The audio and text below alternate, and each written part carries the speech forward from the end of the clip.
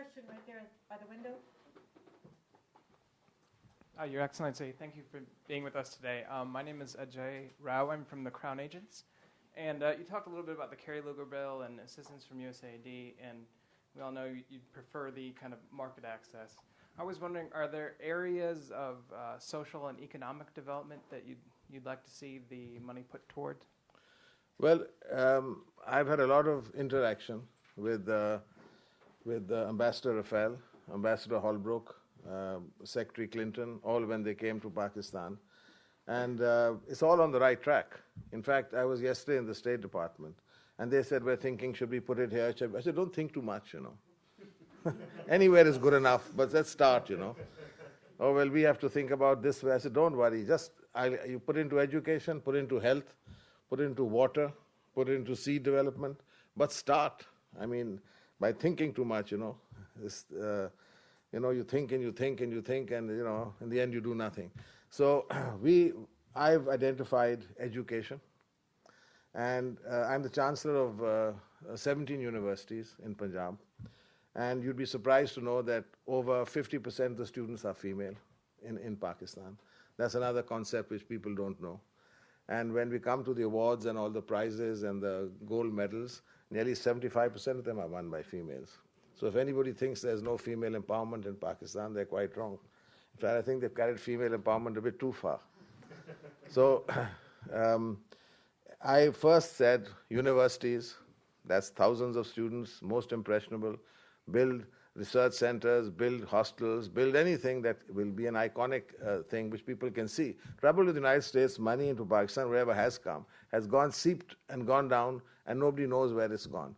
I mean, I told you $300 million was given to the IDPs, and I only found out myself when I was with the Secretary Clinton that this had happened. I mean, even for me, it was an experience to know that this money had gone in.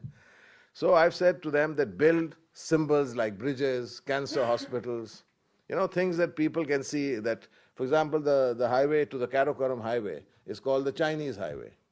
The Taxila heavy industrial complex is called the Chinese complex. The steel mill in Karachi is called the Russian steel mill. So I've said to them that, is there anything like that? No. So build some of these symbolic things so that people can feel that, yes, it's not just that they have given, but Americans have given money, but, this is where it should go. Had a question right there. My name is Tufail Ahmed. I'm from Middle East Media Research Institute. Sir, you spoke very good of the democratic process which began from 2008 elections. Out of these elections, two secular parties came to power, ANP in Northwest Frontier Province. And how many? ANP, the Awami National Party and the PPP. Oh, the MQM? And MQM. But these were the two parties, secular democratic parties, which also went ahead and kind of encouraged Sharia agreement with the Taliban in the Swat district. Later, of course, this decision was reversed. So there was a contradiction. How will you explain this contradiction? And the fact that you spoke very positively about 18th Amendment. This is again silent on the question of Ahmadi Muslims, the fact that non-Muslim Pakistani cannot become the head of the state. And since you are a kind of a vocal person in support of secular democracy in Pakistan, where do you see the future of democratic secular movement led by civil society organizations? Look, there are many things we have to do. And, there are some things which are much more urgent and more important, and some which should follow. I mean, I agree with a lot of the things you're saying. That Sharia bill, which was done with the Taliban, was actually a tactical stroke of genius, if you really want to know. I mean, the feeling was that they would never abide by it, or nor were they capable of abiding by it. But there was a concept in Pakistan in the past that somehow these Taliban are actually soldiers of Islam. They're fighting against America, and that there was still some sort of semblance of feeling that they're not really bad at all, but they're fighting against these Americans that have nothing to do with Pakistan.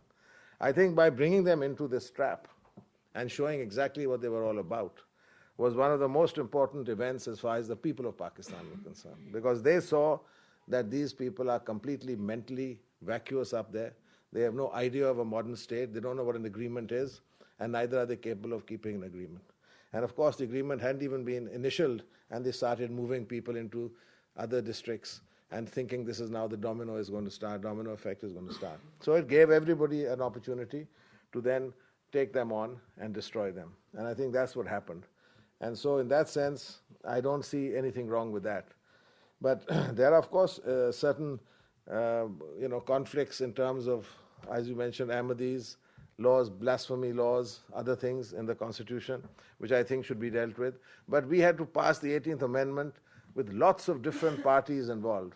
I mean, if you look at the amount of people sitting there, it goes from the JUI, which is a Islamic party, but which is not it's a liberal, we call it liberal Islamic or whatever you want to call it, to also to the NP, to the People's Party, to the Noon League, to the Q League as well. And the Q League is right of center. It stands definitely very much to the right. So we had to take all these people on board. So there were certain divisive things which we didn't feel was of such great importance. If we'd introduced them into that, the 18th Amendment would never have taken place. And as far as the people of Punjab are concerned, there are 372 members of the Punjab Assembly. And only 2 have been elected on an Islamic ticket. And that also they're liberal Islamic parties. So that's a very good reflection to show you that the people of Punjab are certainly not religious extremists. They want, like anybody else in this world, they want a better life. They vote for people who think are going to help them. And, religion is one side, we're all Muslims and that's part of our background. But as far as their needs and requirements are concerned, they don't put Islam in front. They put their own economic needs. And I think that's what politics is all about.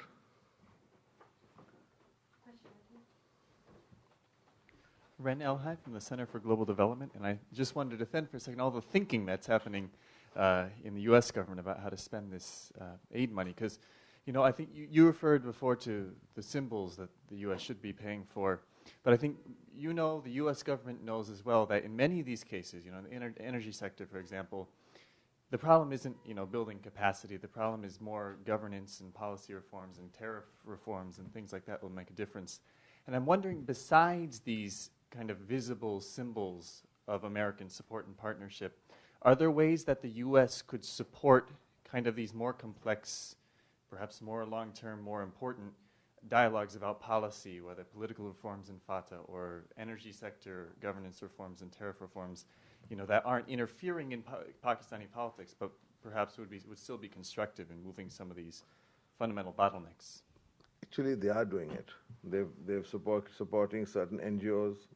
They've supported other organizations like this. I think they're a little bit hesitant because they feel sometimes this thing can be, because of the history, can be treated as being some kind of CIA-fronted operation. So there's a little bit of, analysis.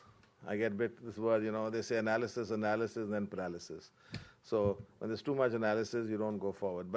But they have done a lot of thinking in terms of this. I mean, I know a number of organizations which are on the right track, which are analyzing, for example, looking at water, looking at seed, looking at ethnic problems, looking at Pakistan's image problems.